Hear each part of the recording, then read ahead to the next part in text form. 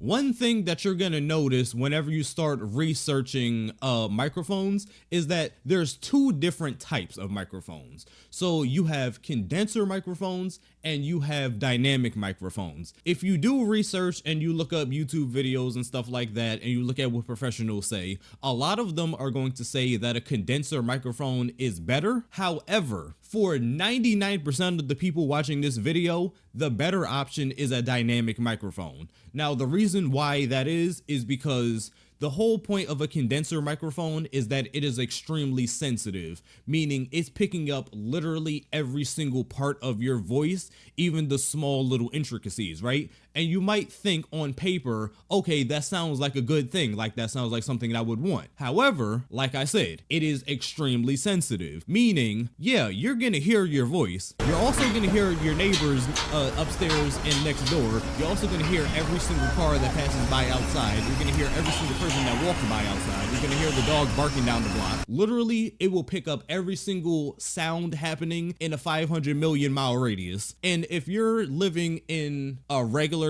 friggin' house or apartment or room, that's not really something that you want.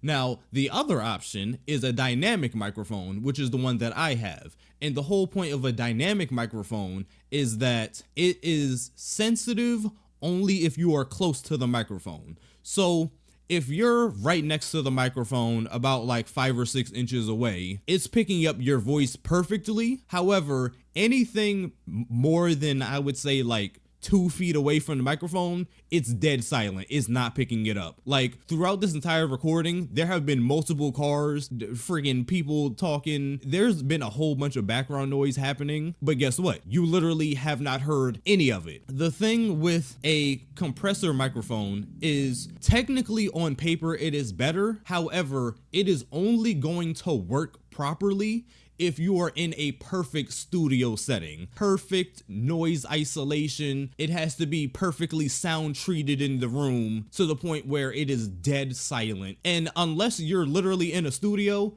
there's no way to get that in just your regular house or your bedroom or your apartment.